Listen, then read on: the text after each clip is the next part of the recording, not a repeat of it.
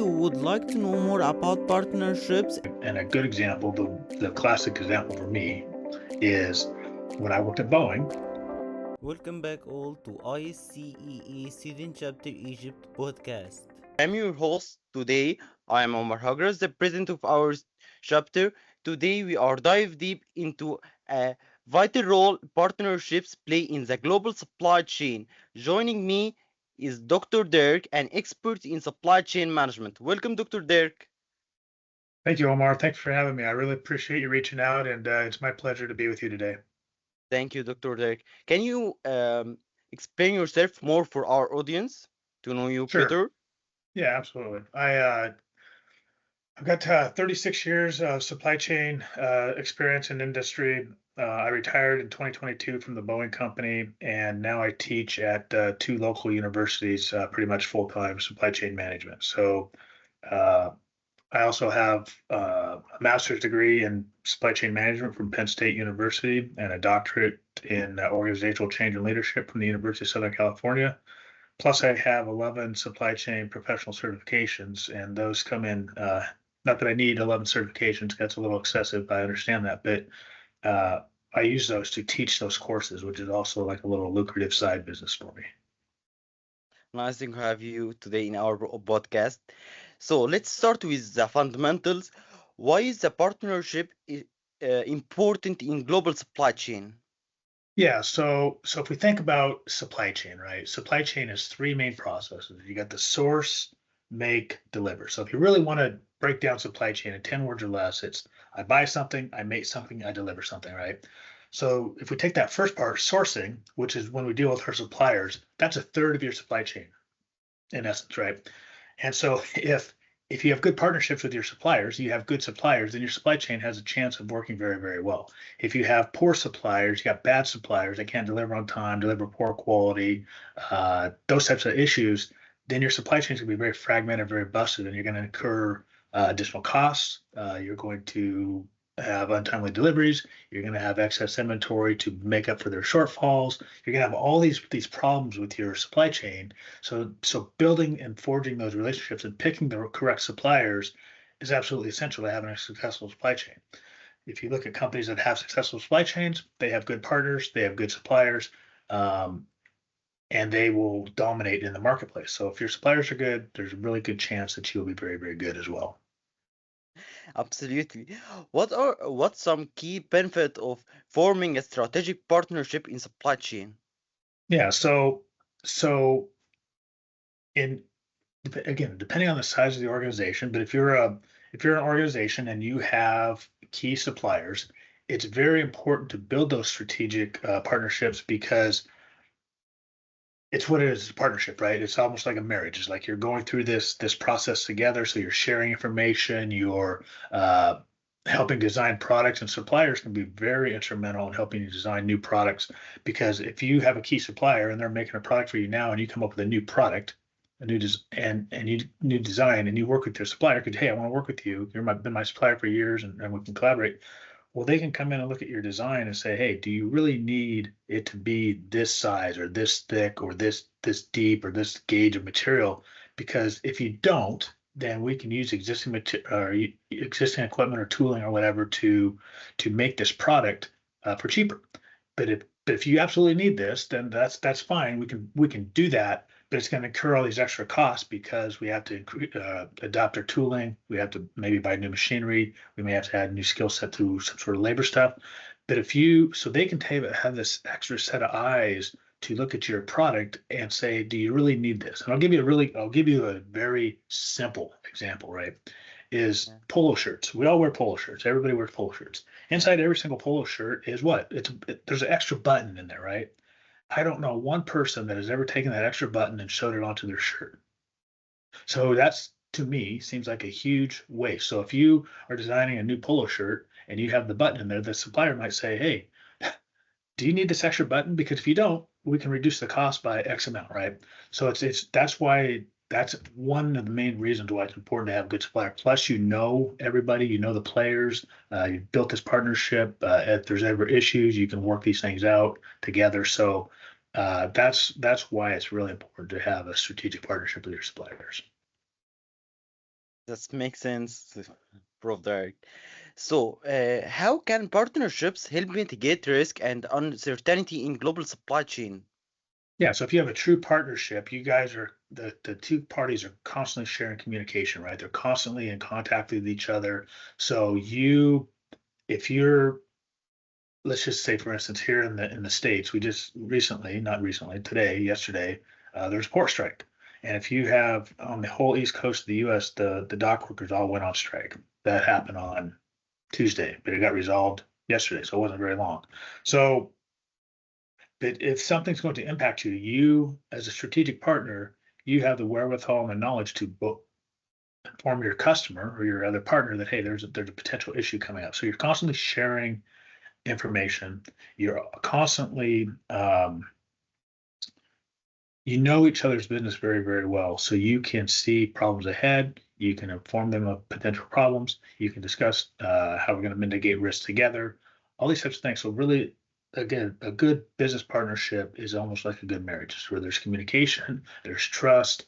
If there's issues, you work them out. You have some sort of uh, escalation process to where you guys work through the problem. You have a like almost like a playbook of how you solve problems. It's a very formal process. That's not this emotional finger pointing and yelling at each other. It's a very formal process, and so that's how good strategic partners work together. But there must be a challenges too.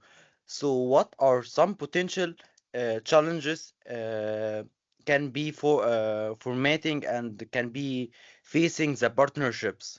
Yeah, there's a few. So imagine you and I have been doing business for years. Okay, we've been doing business for 10, 15, 20 years, and you and I get along very, very well. And we as senior leaders of the organizations can solve the problems, right? And so what happens is you leave, and now you got a new senior leader comes in, and he's got a different vision than you had. And so now that relationship between our companies could change because you have a different vision than the old leader had. And now all of a sudden our priorities and our vision and our uh, things aren't aligned. So that's going to cause disconnect, and that's going to cause some sort of issues between us potentially. The other thing is uh, you as an organization, you're in a business just like I am to grow your business to get bigger, stronger, healthier, whatever. You may start working with my competitors, and that might force me to like reevaluate things, right? Because you're trying to grow your business. Since you're going to my competitors, we're all in the same basic industry, right? So you're trying to get out there and um, drum up new business. That could be a concern for me as well. So leadership change, uh, having the same you working with my competitors, that could be a potential problem. Um, Yeah, I think those are probably the biggest ones. And then the other one would be is if I become so reliant upon you to be my supplier, and all of a sudden you run into some sort of financial difficulty, or you have some sort of natural disaster takes out one of your plants or something to that effect, because my over reliance on you, that could be a big hindrance too if something happens in your area, in your company. Yes, thanks, Dr. Derek. So now let's go to talk about how enhance partnership. So how business can effectively select and evaluate potential partners. Yeah, so this happens over time, right? When you're a small company, you're working with your suppliers, and then you, as you continue to grow, hopefully you maintain this asset of suppliers. So the idea is that as you grow, they grow with you, right? So that you're sharing information that says, "Hey, we're going to grow X amount this year. Thanks for being a great supplier. We'd like you, to join us on this journey, and here's our information about, like a forecast of how much we think we're going to grow." And we're hoping that you can maintain that. So if you're supplying that information, right? So think about this: if you're a small business and I'm a small business, then we're just starting out, right?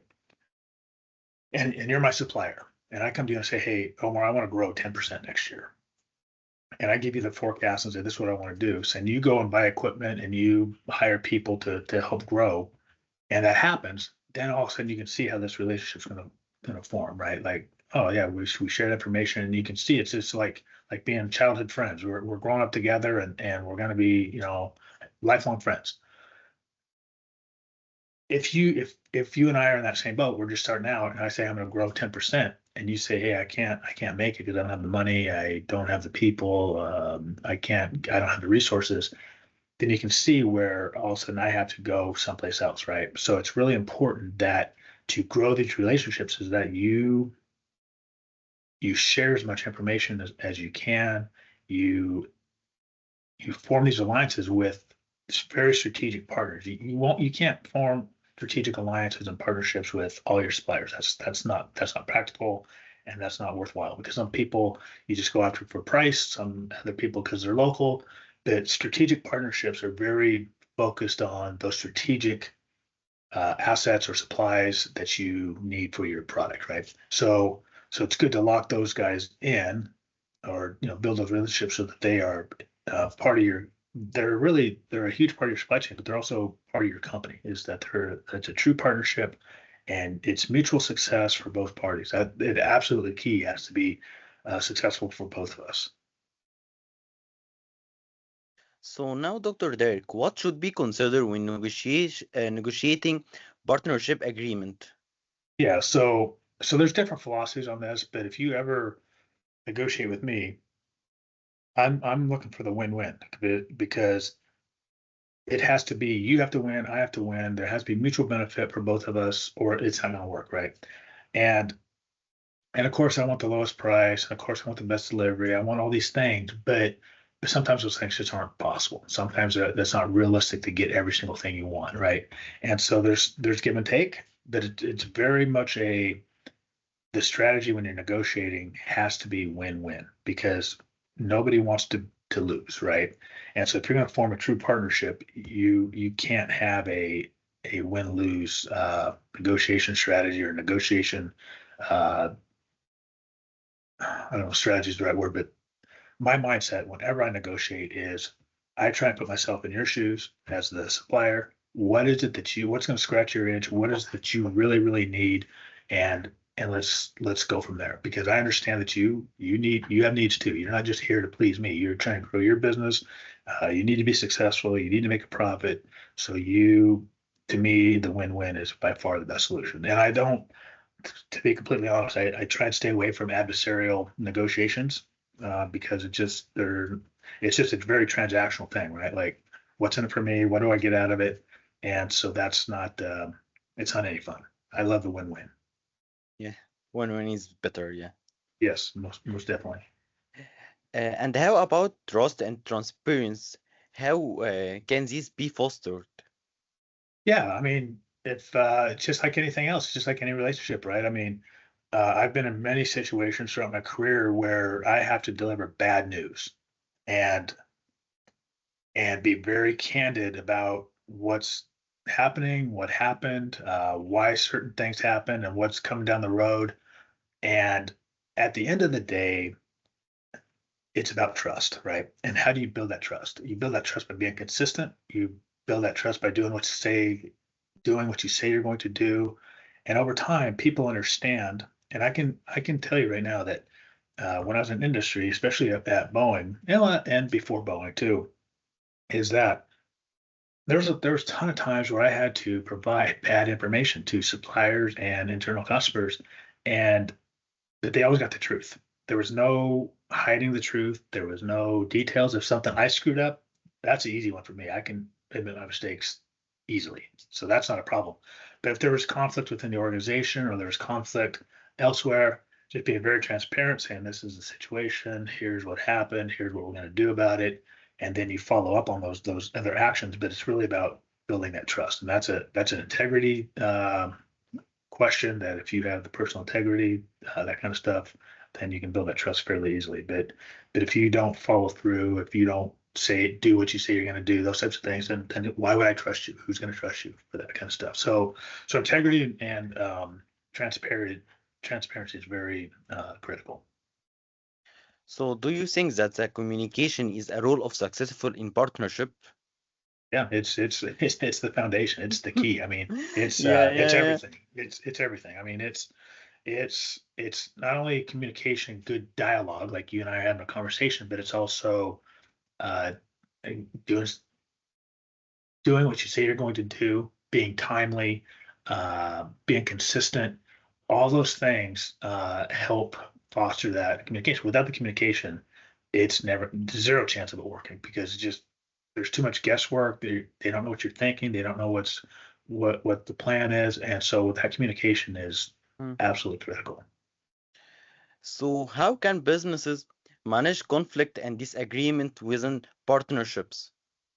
Yeah, so businesses and true partnerships, they actually have a dispute resolution process. Like it's documented.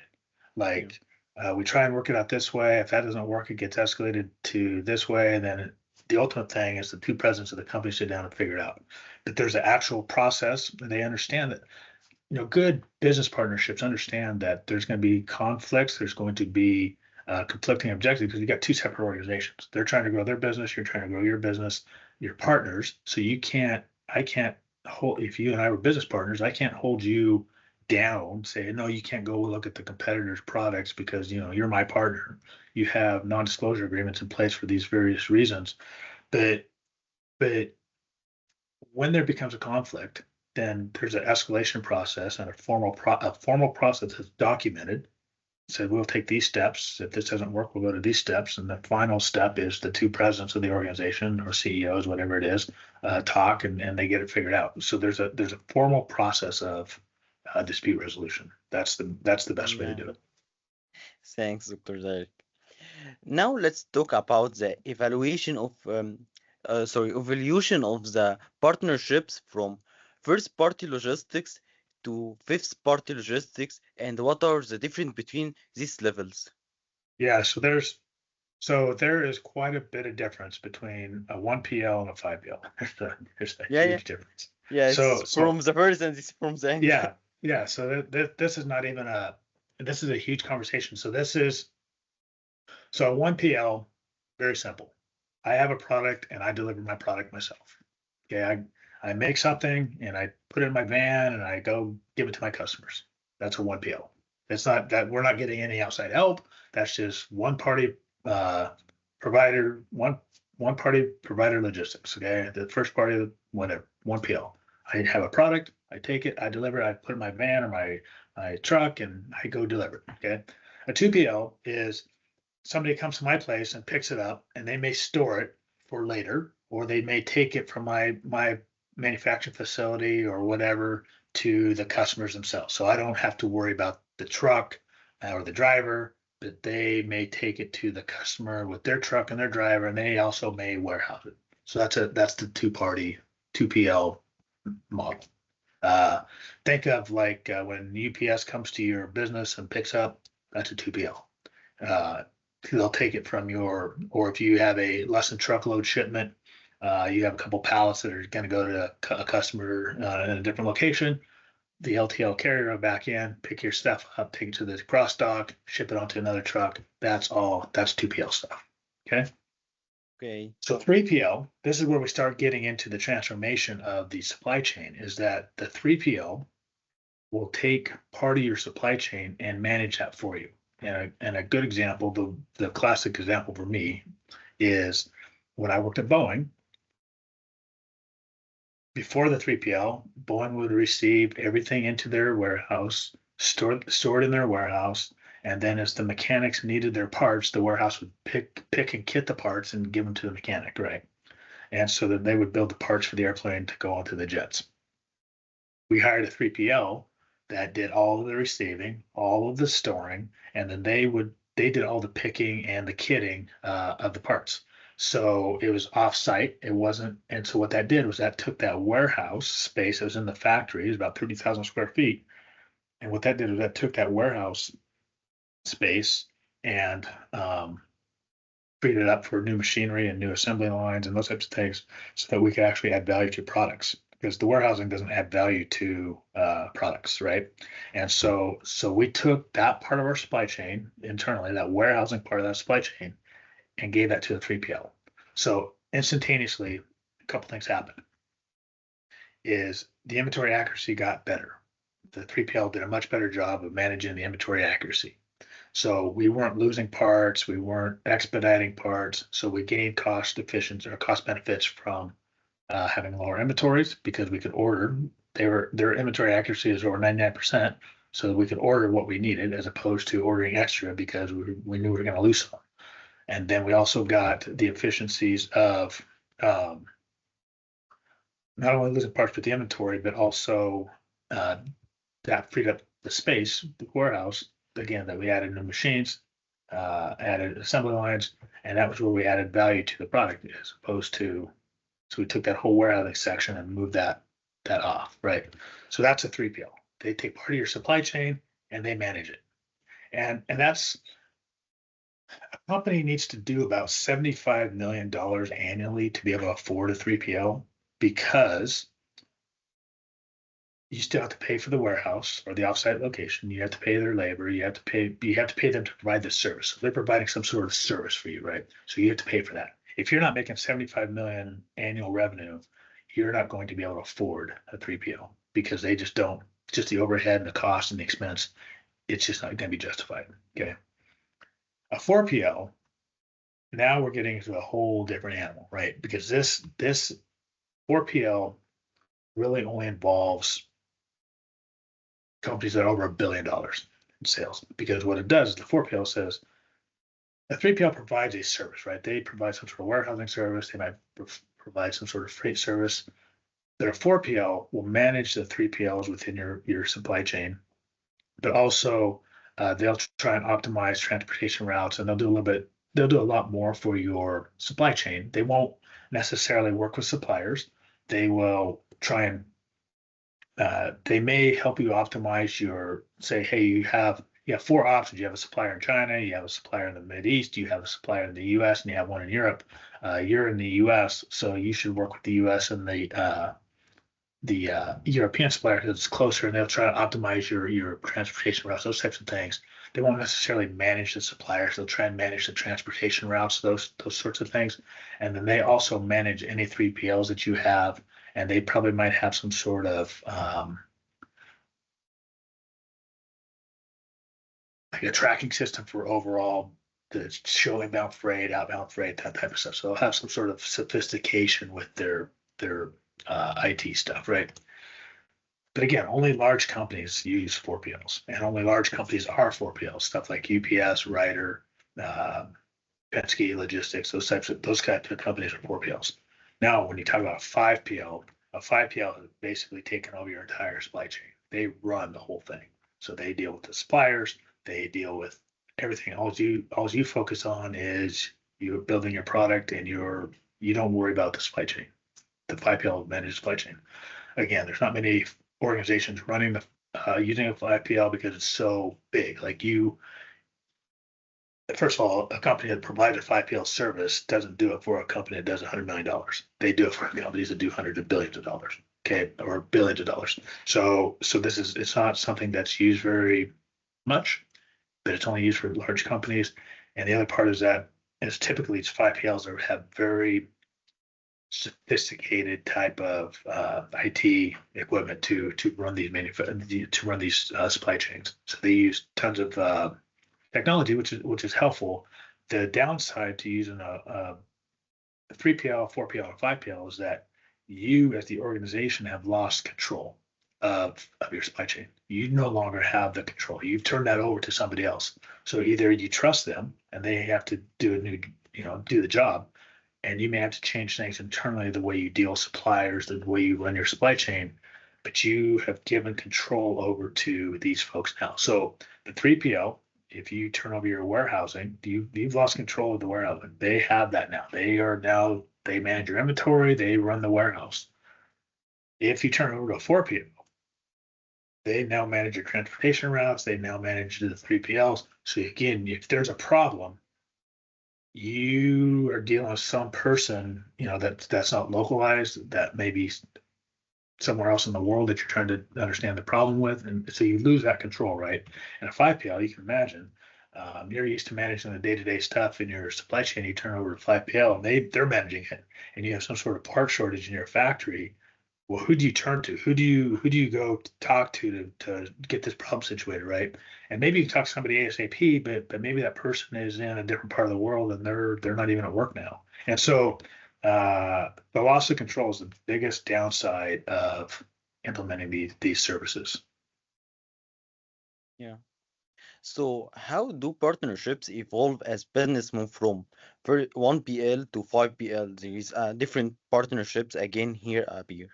Yeah. So that would, again, it's the size of the organization, right? So again, if you Yeah. think of a small manufacturer that they're local and they produce just for the local market, and I can take my delivery and put in my van. I mean, you can think of like a bakery, right?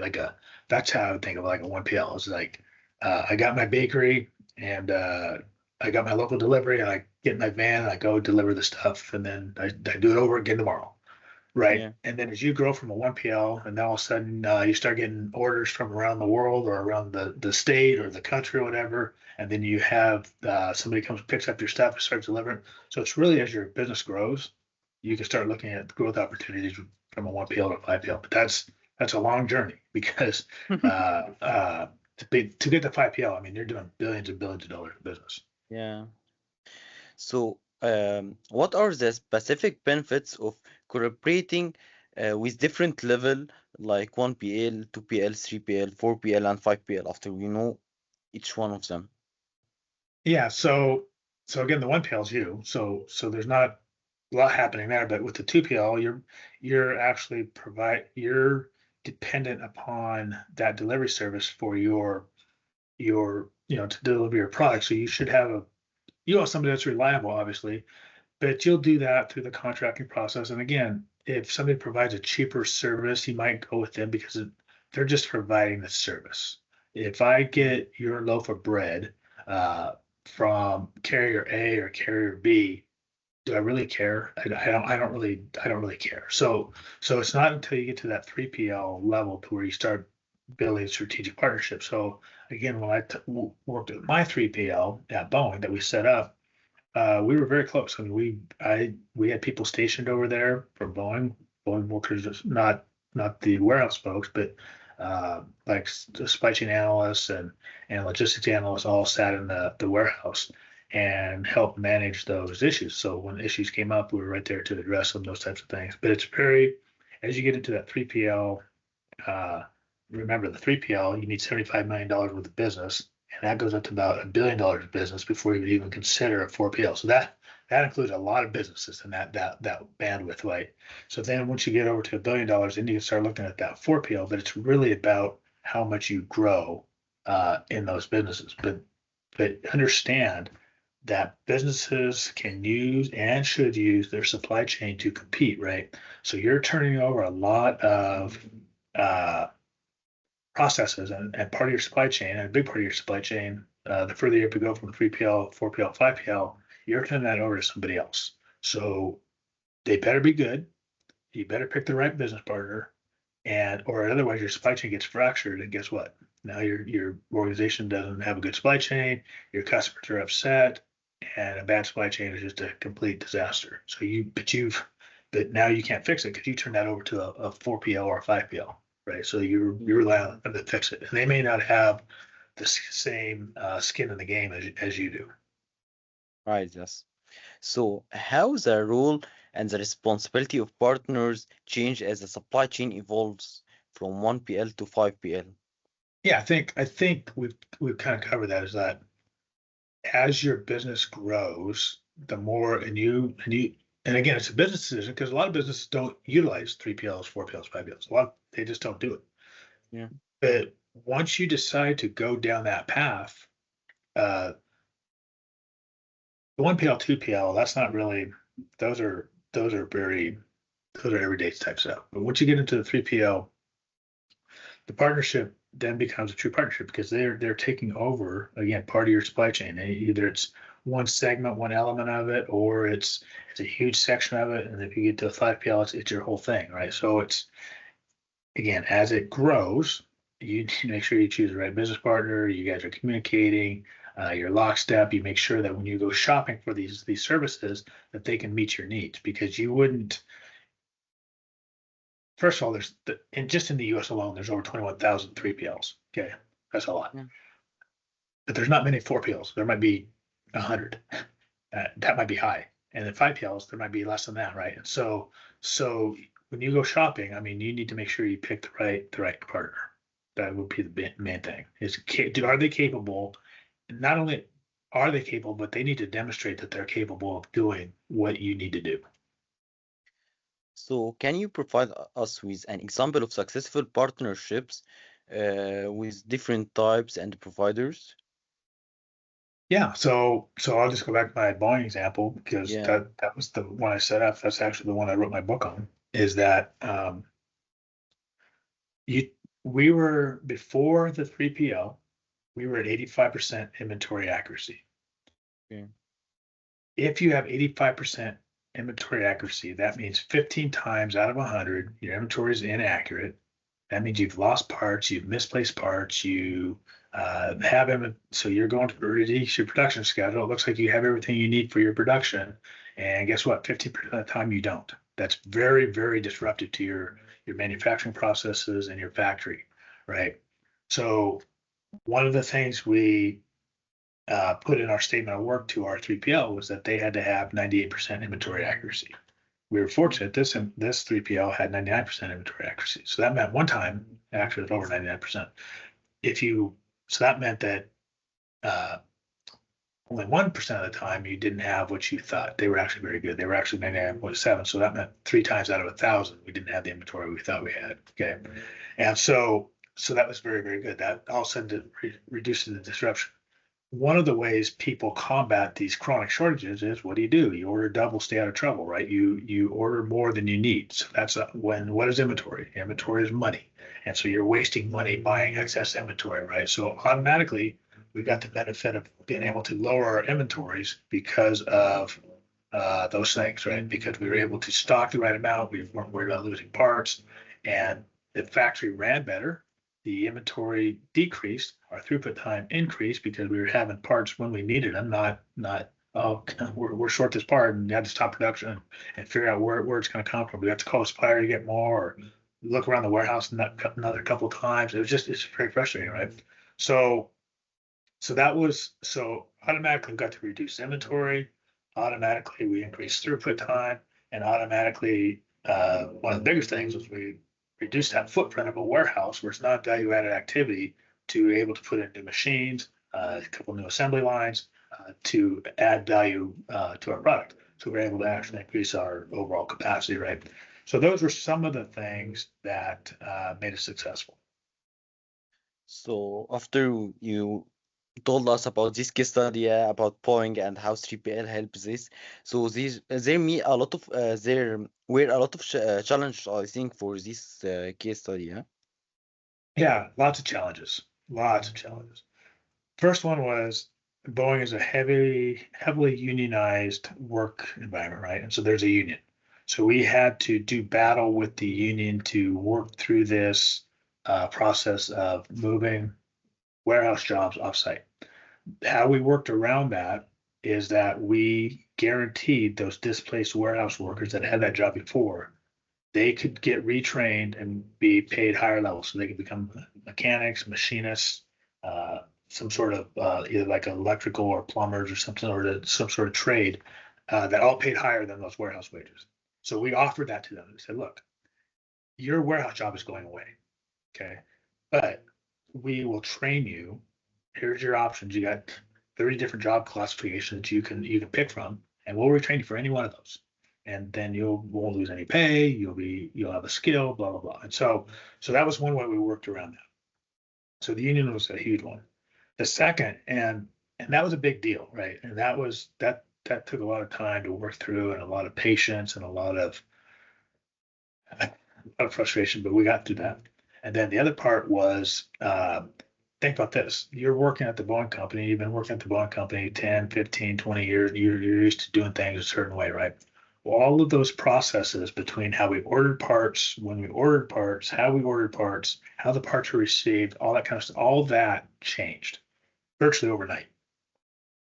So that change management is a huge thing you need to consider. Is like this process, this is how we did it today. When we go to this 3PL or 4PL, this is how we're going to do business in the future. And so you need to be able to train people on new processes, those types of things, because you're implementing all new processes. So there was that.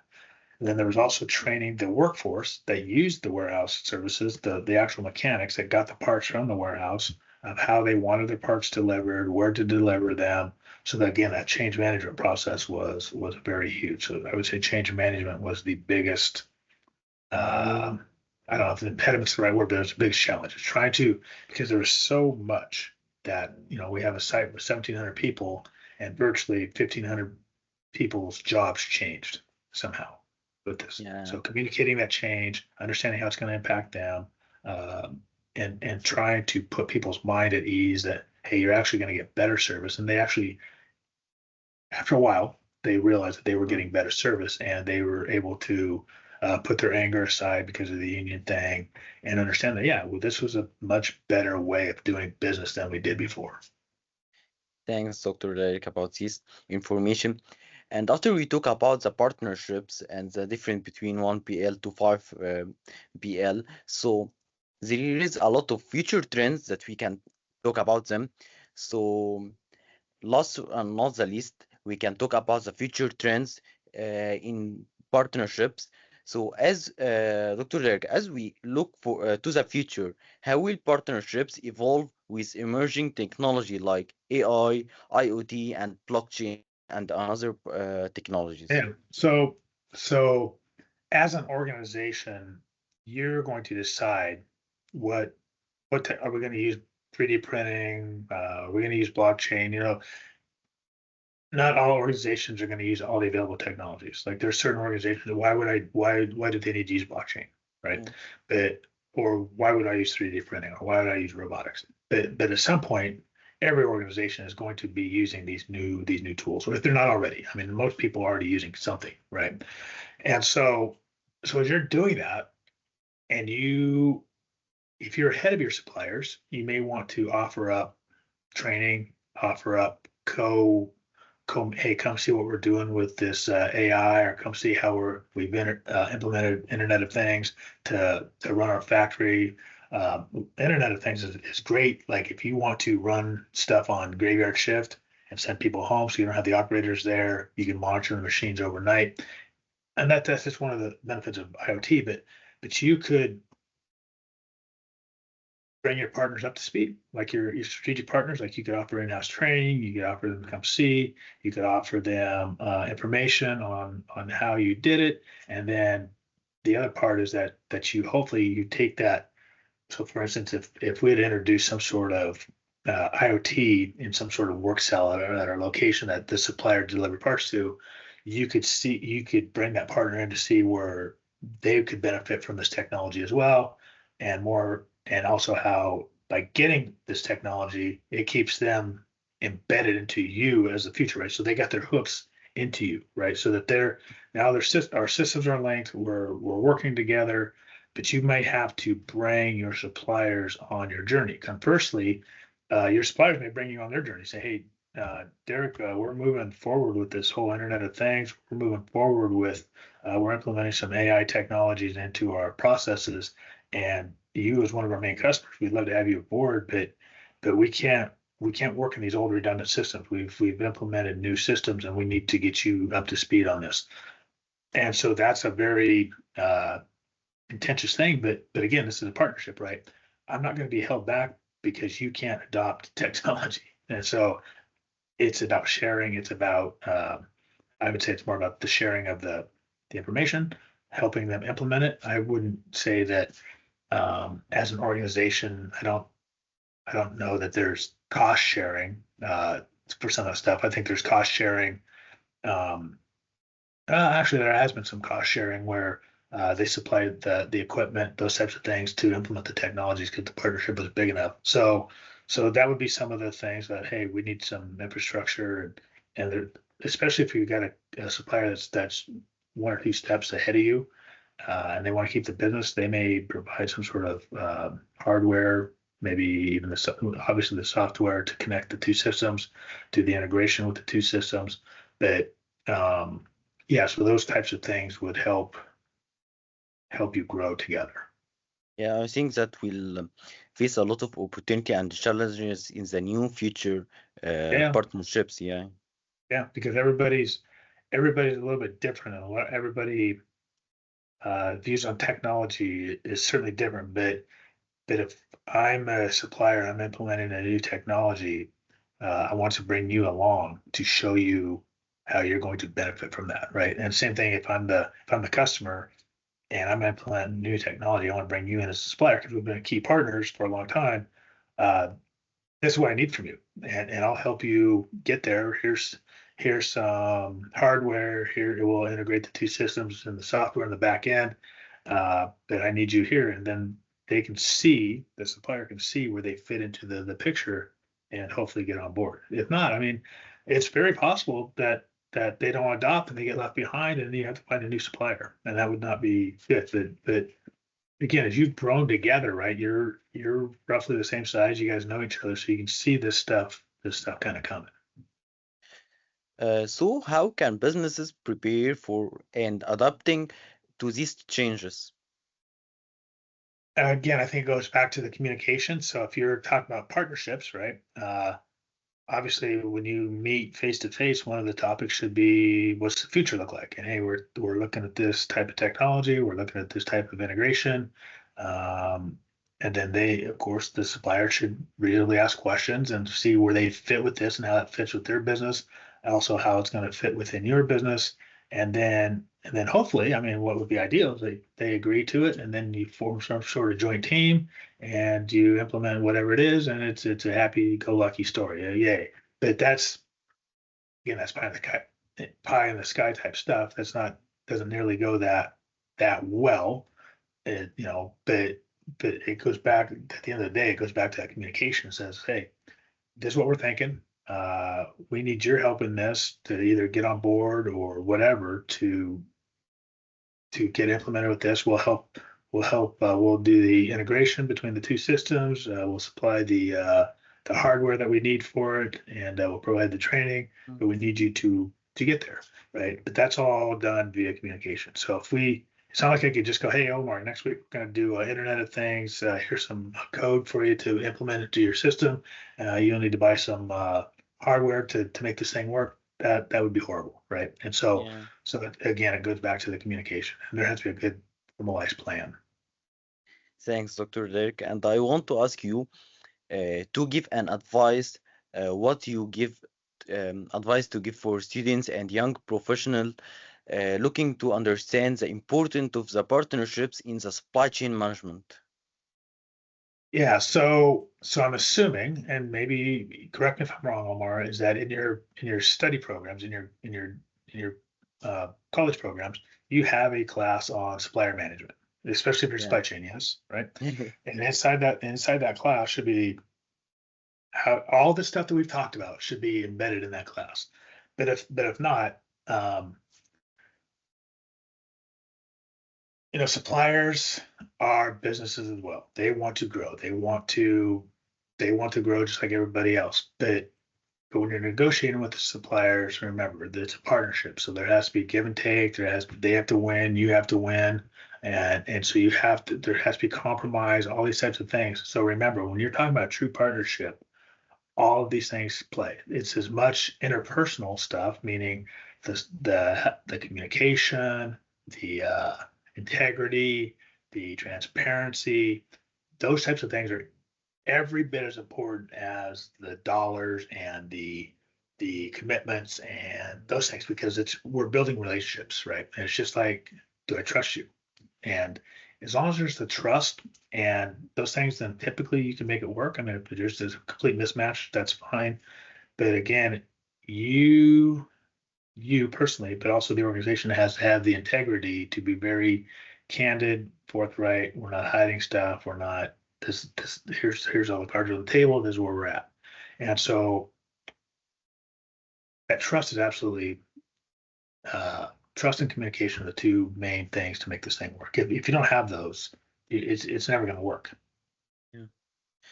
Yeah, you are right. Yeah. Thank you, Dr. Derek, for sharing your insights on the partnerships in global supply chains.